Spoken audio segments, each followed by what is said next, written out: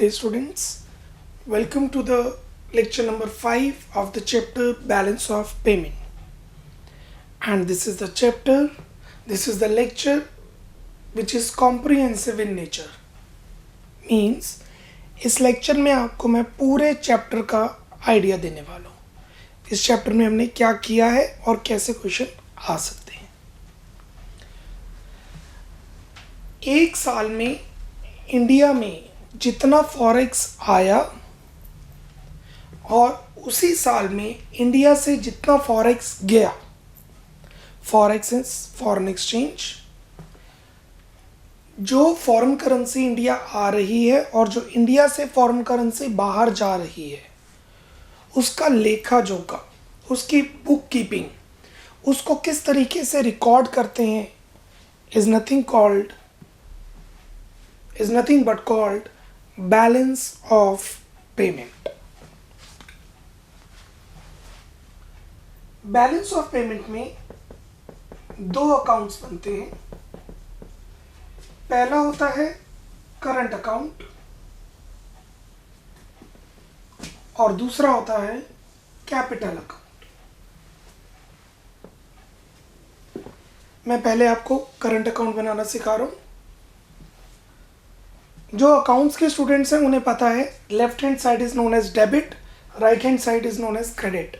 But जो humanities के students हैं जिन्होंने अकाउंट्स नहीं पढ़ी है, इस तरफ को हम कहते हैं अनफेवरेबल साइड, डेबिट और अनफेवरेबल साइड, और इस तरफ को हम कहते हैं credit and favourable side. Favourable क्यों? इस ट्रांजैक्शन से इंडिया में करेंसी आती है, डॉलर, यूरो, येन, और ये वाली ट्रांजैक्शन से इंडिया से फॉरेन करेंसी बाहर जाती है, जैसे कि dollar, euro, yen. The first transaction here is export of goods. एक साल में इंडियंस ने जो गुड्स बाहर बेचे उससे फॉरेन करेंसी इंडिया में कितनी आई. Number 2, export of services.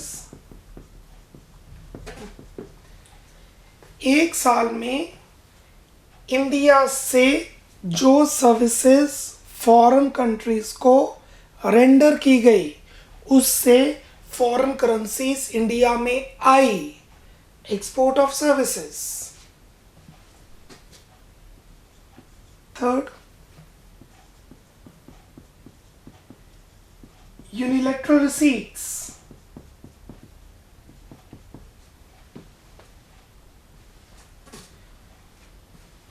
India में रेमिटेंसेस रिसीव हुई. मेरा बड़ा ब्रदर अर्जेंटीना में है, उसने कुछ गिफ्ट मुझे भेजे.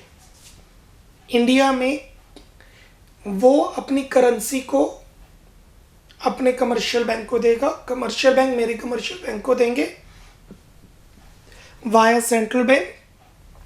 इंडिया का सेंट्रल बैंक वो अर्जेंटीना के डॉलर अपने पास रख लेगा, उसको रुपीस में कन्वर्ट करके मुझे दे देगा, और इंडिया में करेंसी आ गई. फ्लो में इंडियन रुपीस आए हैं और वो आरबीआई अपने पास रख लेगा.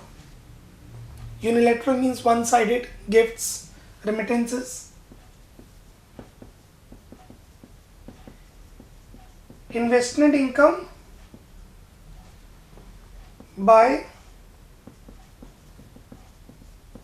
Indian residents.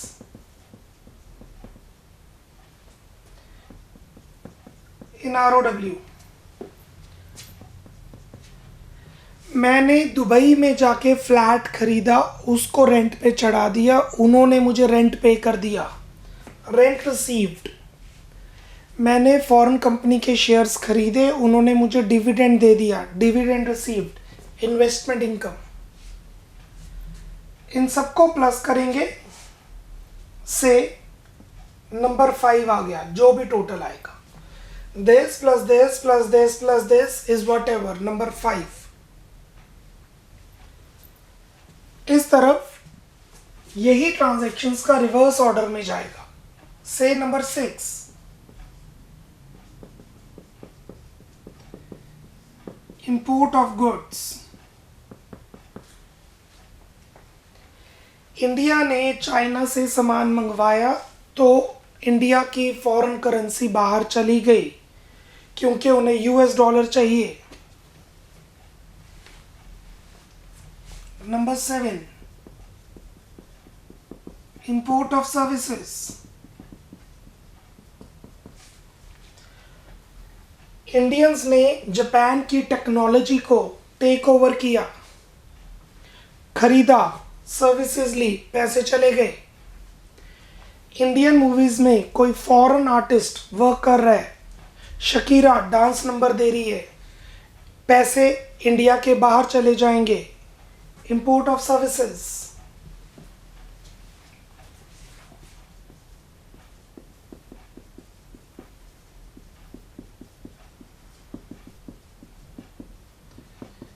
Unilateral payments. Indians ने बाहर गिफ्ट्स भेजे। मेरा कज़न श्रीलंका में है, मेरा कज़न भूटान में है, मेरा फ्रेंड न्यूजीलैंड में है, उसे कुछ पैसों की ज़रूरत है, मैं उसे रिमिट करूँगा पैसे, I will give the remittance there. Unilateral payments, India से पैसा बाहर जा रहा है। Number 9,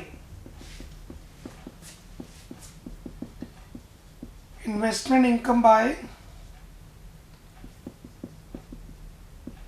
non-residents in India।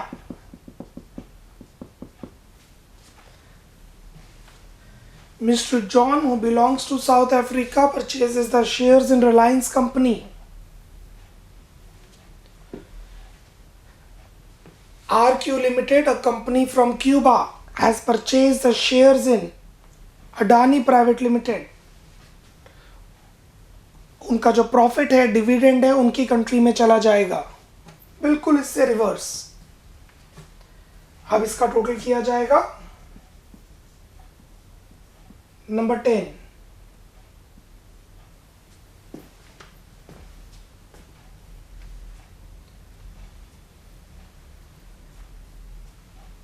One and 6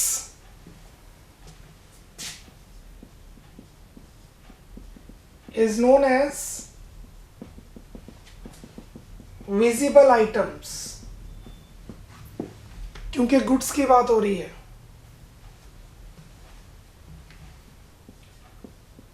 2 and 7 is known as invisible items, क्योंकि सर्विसेज हैं।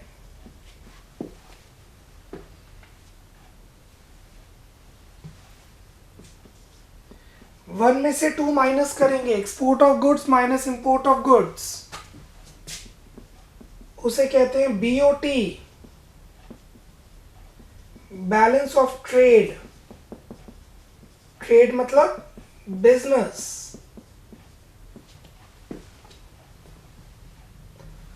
सर्विसेज के अंदर मेजर काम होता है banking, shipping, insurance businesses. Unilateral receipts 3 and 8 includes gifts, grants and remittances।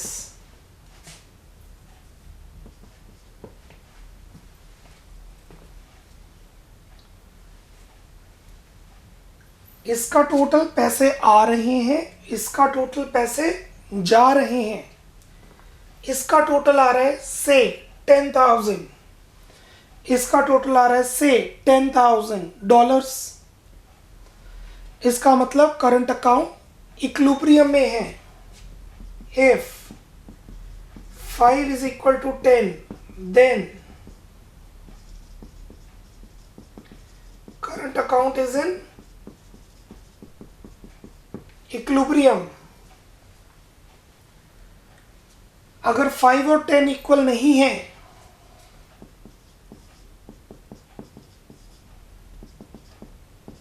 Then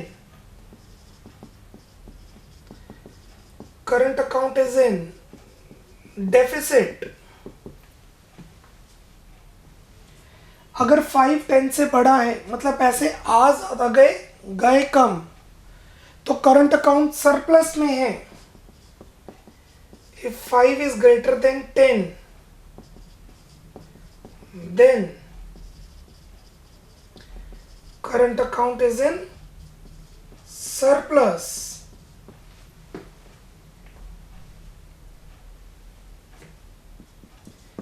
if अगर 5 10 से छोटा है then current account is in deficit, जिसे कैड भी कहा जाता है, करंट अकाउंट डेफिसिट। अगर इंडिया में फॉरेन करेंसी ज्यादा आ गई मतलब 5 इज ग्रेटर देन 10, तो इन्फ्लेशन बढ़ने के चांसेस हैं। इसलिए आरबीआई वो पैसे लोगों की सर्कुलेशन में नहीं देता। आरबीआई अपने फॉरेन एक्सचेंज रिजर्व्स को बढ़ा लेता है, अपने पास पैसे होल्ड कर लेता है। और अगर 10 5 से बड़ा आ जाए तो उसे फॉरेन एक्सचेंज रिजर्व्स को रिलीज करना पड़ता है, बट ऐसे नहीं। 5 और 10 का जो डिफरेंस आएगा 10,000 18,000, सो 8,000 इधर छोटा है, इसे कैपिटल अकाउंट में ट्रांसफर करेंगे। 10,000 8,000 2,000 इधर छोटा है तो इसे ट्रांसफर करेंगे कैपिटल अकाउंट में, कि करंट अकाउंट से पैसा आ रहा है या जा रहा है। सो डिफरेंस ऑफ 5 and 10 और 10 and 5, हमें नहीं पता ना बैलेंस इधर आ रहा है या इधर। इधर आ रहा है तो सरप्लस, उधर आ रहा है तो डेफिसिट। नो, बैलेंस इधर आ रहा है तो ये बड़ा है डेफिसिट, और अगर ये बड़ा है तो सरप्लस। डिफरेंस ऑफ 5 and 10 और 10 and 5 एक ही आएगा, is transfer to capital account. उसे बीओपी के कैपिटल अकाउंट में ट्रांसफर कर दिया जाता है।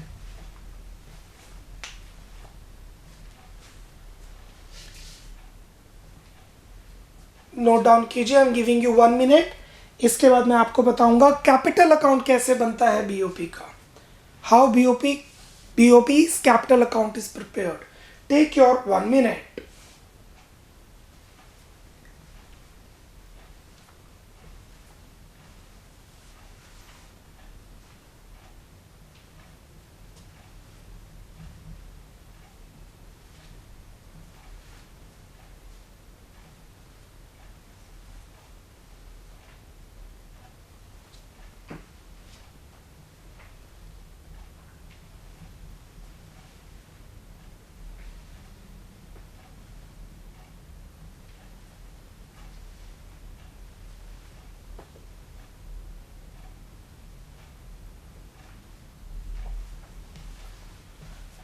Now let's move to capital account.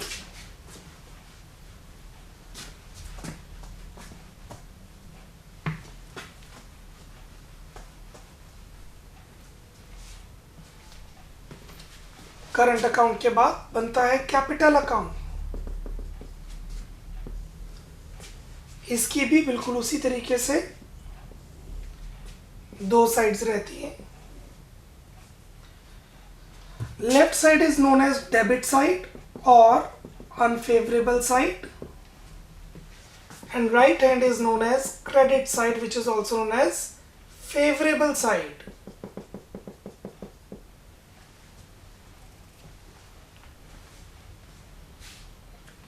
सबसे पहले इसमें करंट अकाउंट का डिफरेंस डाला जाता है, जो करंट अकाउंट मैच नहीं किया था। इस साइड का टोटल बड़ा है, इस साइड का टोटल छोटा है, मतलब करंट अकाउंट सरप्लस में है। तो यहां पे लिख दिया जाएगा number 11 surplus of current account, क्योंकि इंडिया में फॉरेक्स आया है, पर हो सकता है बैलेंस उस तरफ आए कि डेबिट बड़ा है, क्रेडिट छोटा है, तो उसे कहेंगे deficit in current account. 12 number, जिसे यहां पे ट्रांसफर किया जाएगा।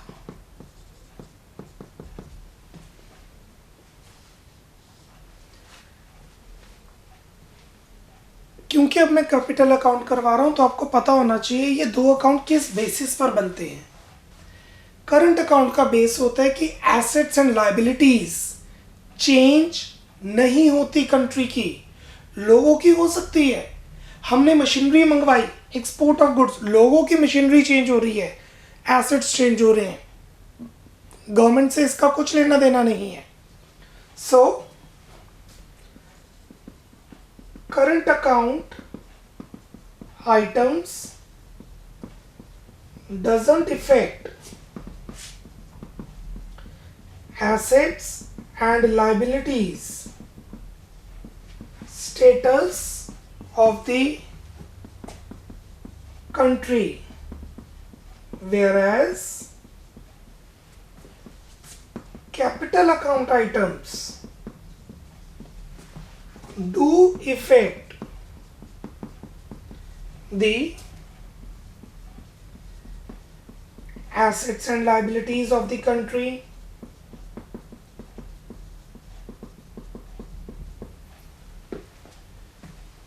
Now,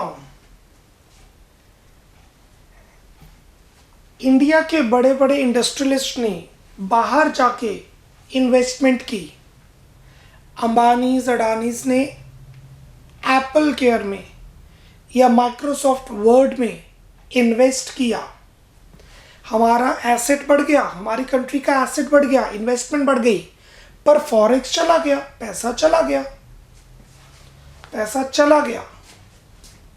number 13, investments in ROW by residents, Indian residents ने बाहर इन्वेस्टमेंट की। उसी तरीके से माइक्रोसॉफ्ट ने रिलायंस को खरीद लिया, या बाहर की कंपनी ने VSNL को खरीद लिया, तो हमारे एसेट्स कम हो गए, प्राइवेटाइजेशन हो गई, पर प्राइवेट सेक्टर में आउटसाइडर वर्ल्ड ने इन्वेस्ट किए, तो बाहर की करेंसी इंडिया आ गई।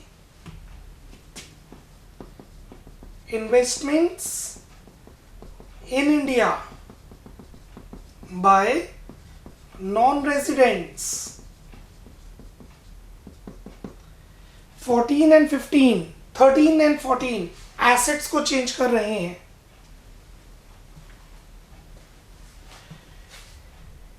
इंडिया ने वर्ल्ड बैंक से लोन ले लिया, या इंडिया के इंडस्ट्रियलिस्ट ने बाहर के बैंक से काफी बड़ा लोन ले लिया, हमारी लायबिलिटी बढ़ गई, पर पैसा आ गया। बोरोइंग्स बाय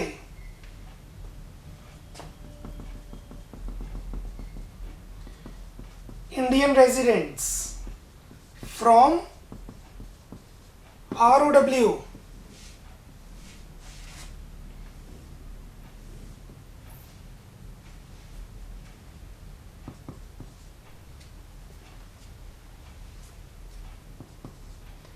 बाहर के लोगों ने इंडिया से लोन ले लिया, से श्रीलंका की गवर्नमेंट ने इंडिया से लोन लिया, नेपाल की गवर्नमेंट ने इंडिया से लोन लिया, और हमने डॉलर में पैसे दिए, रुपीस में नहीं, क्योंकि अगर रुपीस में दिए तो वो BOP का पार्ट ही नहीं है।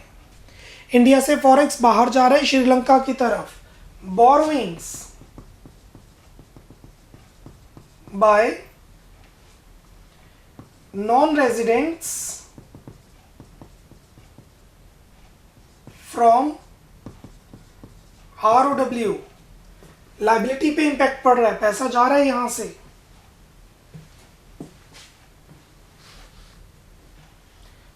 नाउ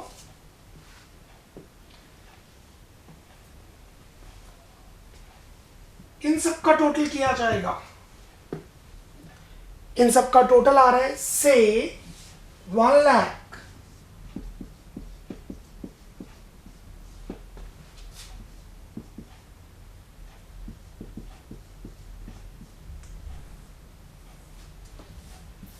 और इन सब का टोटल किया जाएगा से इसका भी टोटल आ रहा है 1 lakh. That means balance of payment equilibrium में है। Balance of payment is in equilibrium means से this is 16, this is 17 is in equilibrium. But अगर ये इक्विलिब्रियम में नहीं है, मतलब ये दोनों इक्वल नहीं है, तो क्या? पहले इससे रिलेटेड नोट लिखते हैं। करंट अकाउंट में या तो सरप्लस होगा या तो डेफिसिट, दोनों तो होंगे नहीं। नीचे नोट, ओनली ईदर 11 और 12 will appear but not both। या करंट अकाउंट में सरप्लस आएगा या करंट अकाउंट में डेफिसिट, दोनों नहीं आएंगे। नेक्स्ट नोट, इन्वेस्टमेंट्स 13 एंड 14 दो तरह की होती है। 100% investment, portfolio investment. What is 100% investment? आपके पास एसेट आ गया और आपके पास ऑनरशिप भी आ गई, मैनेजमेंट एंड ऑनरशिप दोनों। एक होती है पोर्टफोलियो इन्वेस्टमेंट, आपके पास एसेट तो है बट आपके पास ऑनरशिप है बट मैनेजमेंट डिसीजन नहीं है। जैसे मैंने 20% शेयर्स माइक्रोसॉफ्ट के खरीद लिए। क्योंकि मैंने 20% शेयर्स माइक्रोसॉफ्ट के खरीदे हैं तो ठीक है, 20% एसेट तो है बट मेरे पास मैनेजमेंट डिसीजन नहीं है, क्योंकि वो तो उसके पास होगा जिसके पास 51% शेयर्स होंगे। मेरे पास एक कंपनी के 90% शेयर्स आ गए तो वो हो जाएगी फॉरेन डायरेक्ट इन्वेस्टमेंट, क्योंकि मेरे पास ऑनरशिप और राइट मैनेजमेंट के दोनों हैं। सो 14 and 15 affects assets of the country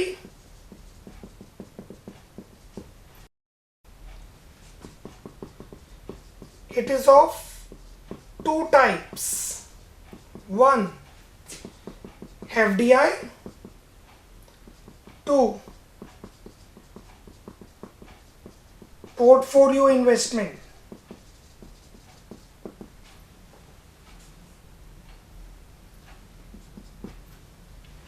Borrowings,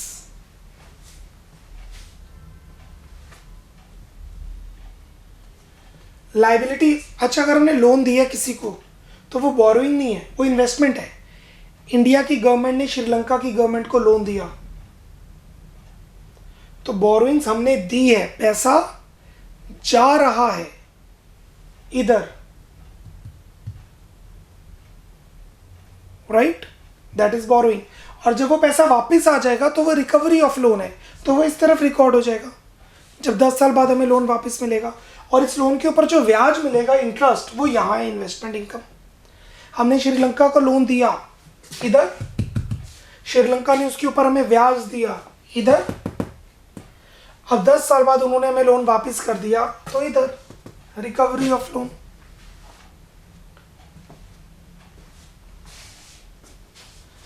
fifteen and 16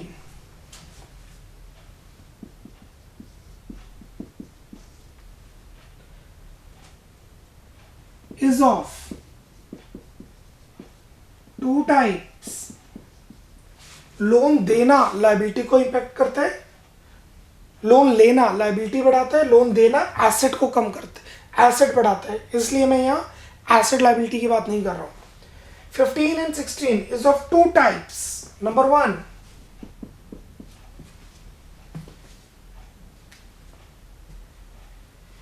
एक होता है मार्केट रेट ऑफ इंटरेस्ट पे लोन देना। हमने श्रीलंका को लोन दिया जो मार्केट रेट ऑफ इंटरेस्ट पे है, it is for profit motive. हमने श्रीलंका को लोन दिया सब्सिडाइज्ड रेट पे, कम रेट पे या जीरो रेट ऑफ रिटर्न पे, इसे कहते हैं एक्सटर्नल असिस्टेंस, इनविजिबल हैंड्स, उसकी हेल्प करना। सो नंबर 1, एक्सटर्नल असिस्टेंस मतलब नॉर्मल रेट ऑफ रिटर्न पे काम करना, कम रेट पे लोन देना। नंबर 2, मार्केट रेट पर लोन देना प्रॉफिट मोटिव के लिए।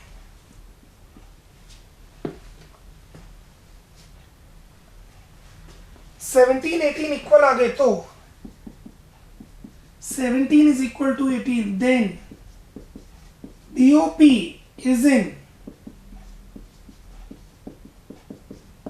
इक्विलिब्रियम। BOP इक्विलिब्रियम पे रहता है, बट अगर 17 18 के इक्वल नहीं आया then BOP is in disequilibrium.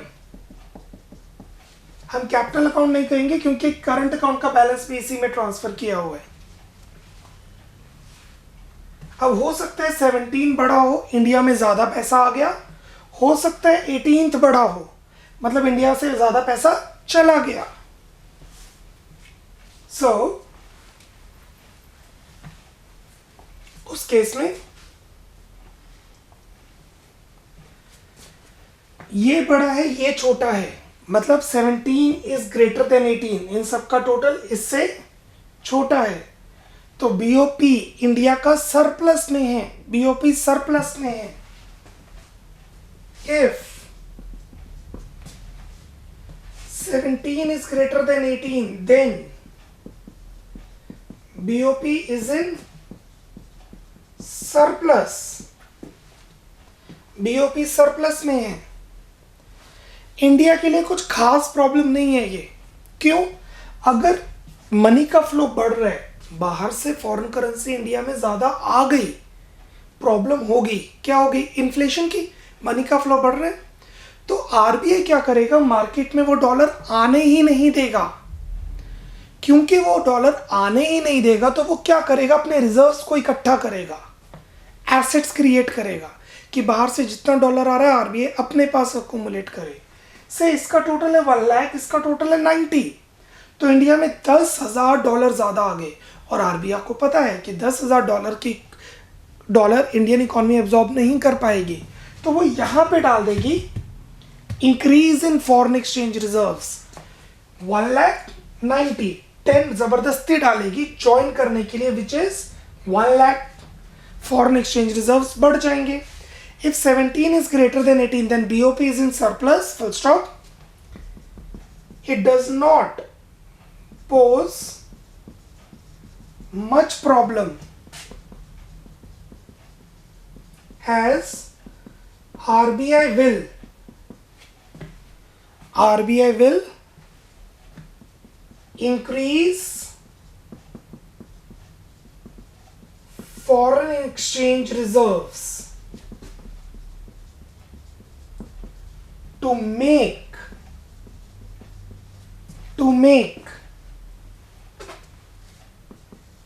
BOP balanced। क्योंकि BOP को बैलेंस करना जरूरी है, तो आरबीआई जबरदस्ती यहां पे डालेगी क्या? Increase in reserves. आरबीआई के पास पहले 500 का रिजर्व था, पहले 1 लाख के रिजर्व्स थे, आरबीआई के पास 1 लाख के डॉलर्स थे, अब हो जाएंगे 1,10,000 के डॉलर्स, क्योंकि 10,000 यहां पे आ गया। Increase in foreign exchange reserves,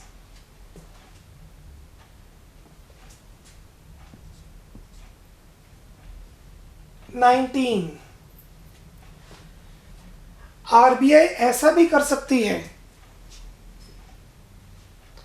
RBI can do like this कि अगर अपने पास रिजर्व नहीं रखना, क्या करना है अपने पास रिजर्व करके? तो चलिए जापान से नई टेक्नोलॉजी मंगा लेते हैं, हमें इतना रिजर्व नहीं चाहिए तो चलिए नेपाल को खरीद लेते हैं, यूनिफाई कर लेते हैं, छोटी सी कंट्री को अपने पास यूनिफाई कर लेते हैं, कोई आइलैंड खरीद लेते हैं इंटरनेशनल कंट्री से, कुछ ऐसे इंटरनेशनल आइलैंड्स खरीद लेते हैं, क्योंकि रिजर्व्स पड़े हमें चाहिए नहीं, या आरबीआई अपने पास रिजर्व बढ़ा लेगा। Increase in foreign exchange reserves. और क्या कर सकता है? Any other official transaction.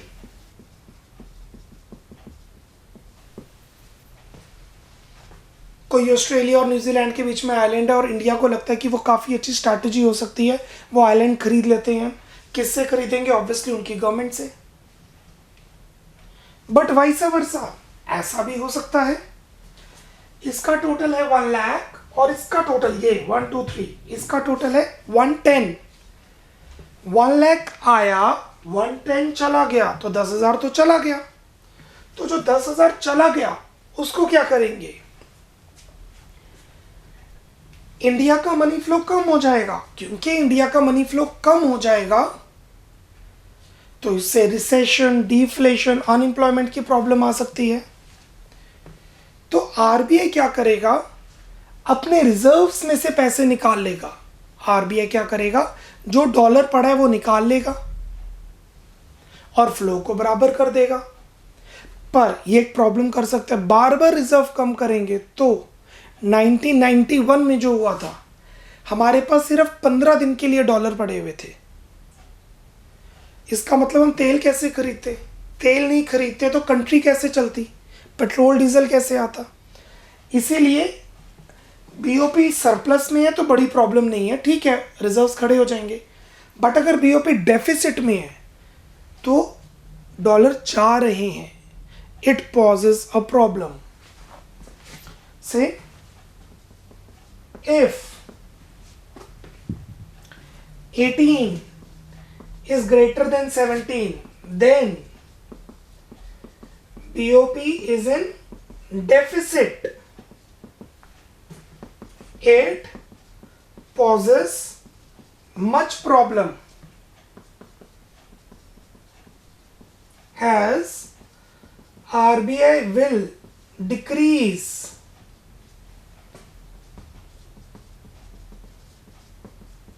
foreign exchange reserves.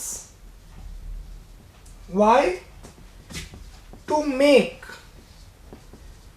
BOP balanced, ताकि BOP बैलेंस हो जाए, या any other official transaction।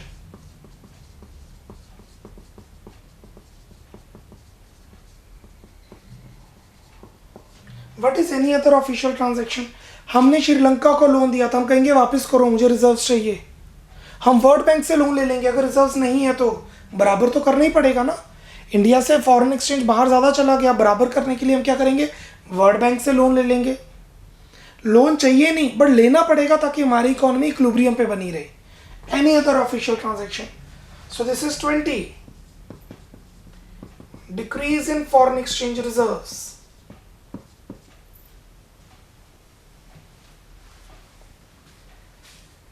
BOP match करे या ना करे, करवाना तो पड़ता ही है जबरदस्ती इन आइटम्स को डाल के।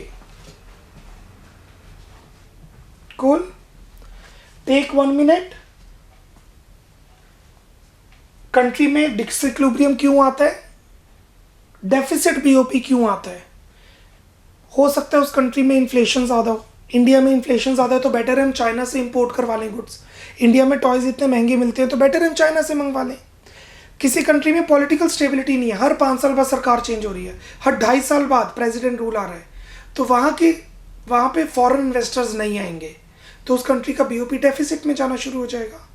गवर्नमेंट डेवलपमेंटल स्ट्रैटेजी नहीं कर रहा, लाइक दिस, लोन ले लिया, पैसा आ गया, अब 5 साल बाद लोन वापस भी तो करना है, तो बेटर है लोन लेके डेवलपमेंटल करो, प्रोडक्शन से गुड्स बेचो, गुड्स बेच के पैसे आएंगे वो वापस कर दो। गेटिंग? वर्ल्ड बैंक से लोन लिया, इसको मैं माइक्रो लेवल पे समझाता हूँ। मैंने बैंक से 10 लाख का लोन लिया, वर्ल्ड टूर लगाया, अब क्या होगा? नथिंग। मैंने 10 लाख का लोन लिया, उसकी मशीनरी बनाई, मशीनरी से पैसा कमाया, गवर्नमेंट से सब्सिडी ली, टैक्स दिया, ईएमआई में पैसे वापस किए, प्रॉफिट को जोड़ा, अब वर्ल्ड टूर लगाया, नो प्रॉब्लम, रिजर्व्स पड़े हुए। सो बीओपी डेफिसिट में जाना कोई प्रॉब्लम नहीं है, हो सकता है ये वेल प्लान्ड स्ट्रैटेजी हो, बट बार बार लगातार नॉन डेवलपमेंटल एक्टिविटीज की वजह से बीओपी में डेफिसिट में जाना poses a problem. Note down. 1 minute.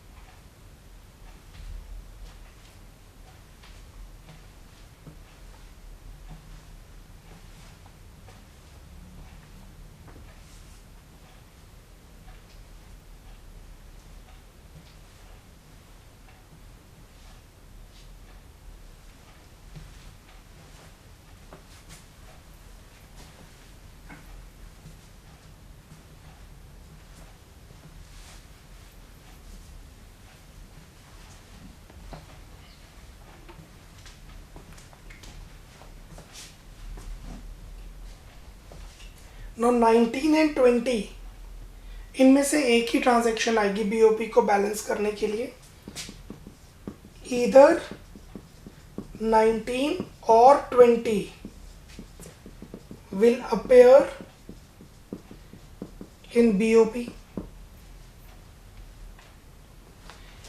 इनमें से कुछ ट्रांजैक्शन सिर्फ गवर्नमेंट कर सकती है. मैं, आप, अंबानी अडानी नहीं कर सकते.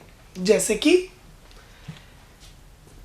मैं बाहर से आईफोन मंगवा सकता हूं, मैं इंटरनेशनल स्टूडेंट्स को पढ़ा सकता हूं, मैं अपने कज़न को युगांडा में पैसे भेज सकता हूं, मैं दुबई में फ्लैट खरीद के उस पर रेंट रिसीव कर सकता हूं. अंबानीज माइक्रोसॉफ्ट के शेयर्स खरीद सकते हैं. अडानीज वर्ल्ड बैंक से लोन नहीं ले सकते. तो ये हो गया ऑफिशियल रिजर्व ट्रांजैक्शन. आईएमएफ से लोन गवर्नमेंट ही ले सकती है. Not all borrowing, certain borrowings. मैं अपने पास डॉलर का भंडार रिजर्व नहीं रख सकता. ये होगी ऑफिशियल रिजर्व ट्रांजैक्शन. सो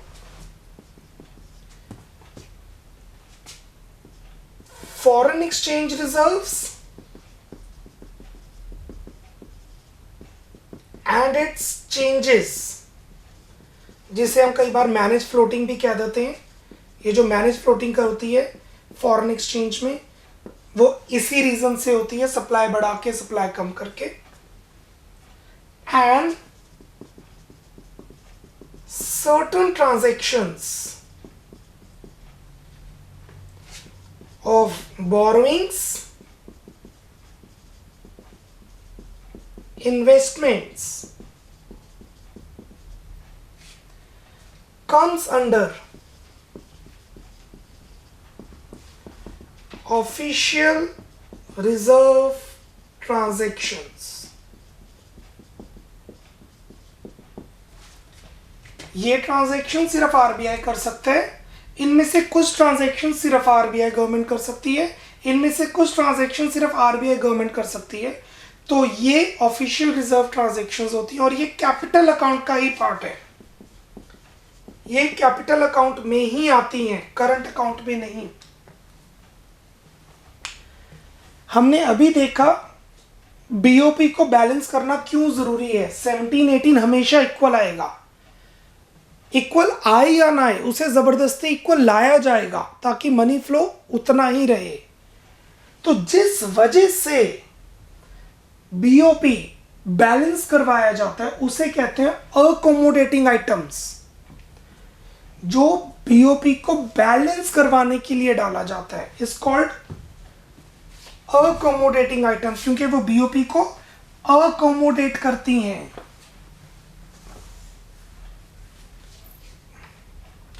और वो कैपिटल अकाउंट में ही आएंगी. The transactions which are placed without any profit motive, that is only to balance BOP,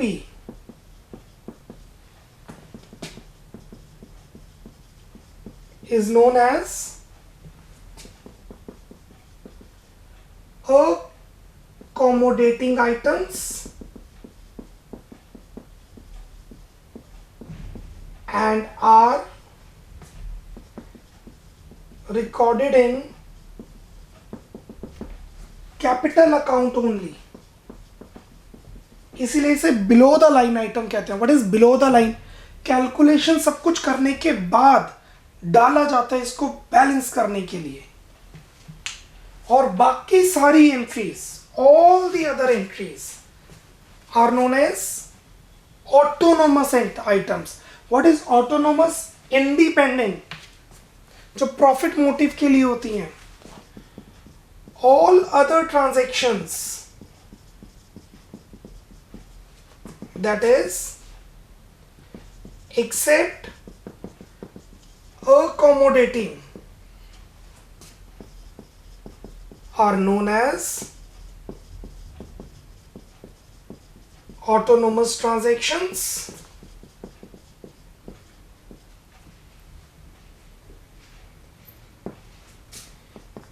These are the part of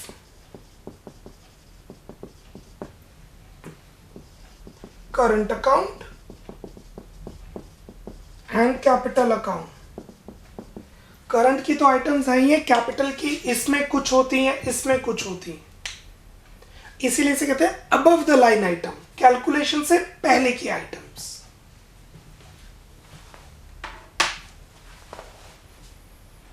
This is all about we have in this chapter. What is BOP? Balance of payment is a systematic record of all the economic transactions between resident of the country and resident of rest of the world. Balance of payment एक statement है जिसमें सारी economic transactions record की जाती हैं, Indians की और non residents की, मतलब जो पैसे में कंप्यूट हो सकती हैं. We have two accounts in BOP, current account and capital account. Current account does not change the assets and liabilities of the country, whereas capital account changes the assets and liabilities of the country. Current account has four components. 1. Goods. 2. Services. Visible, invisible items. 3rd. Investment income. 4th. Remittances, unilateral transfers. These are recurring in nature and these are autonomous in nature. These are conducted to get the profit motive. The balance of current account, either surplus or deficit, is transferred to capital account of BOP. Capital account refers to the account in which those transactions are recorded which do not affect the assets and liabilities of the country. It has three components: investments, borrowings, and change in foreign exchange reserves. Investments in ROW or investments from ROW, borrowings from ROW or borrowings in ROW, borrowings from ROW हमने borrow किया, या borrowings from ROW in India by ROW. Investment, FDI portfolio, borrowings, market rate, external assistance. These, if BOP does not manage, surplus, no problem, deficit, problem, reasons, economic factors, political factors, other factors, demonstration effect. अगर BOP deficit में है तो उसको, और BOP equilibrium में नहीं है तो उसको ज़बरदस्ती, नॉट ज़बरदस्ती, अकाउंटिंग सिस्टम की वजह से बैलेंस करवाया जाएगा, जिसे हम कहेंगे अकोमोडेटिंग आइटम्स, जिसका मोटिव प्रॉफिट नहीं है, इकोनॉमी को स्टेबल रखना है. इसीलिए फॉरेन एक्सचेंज यहाँ रिकॉर्ड नहीं होते, फॉरेन एक्सचेंज का इंक्रीज या फॉरेन एक्सचेंज का डिक्रीज यहाँ रिकॉर्ड होता है. This complete our chapter BOP. Bye bye, take care. Namaste.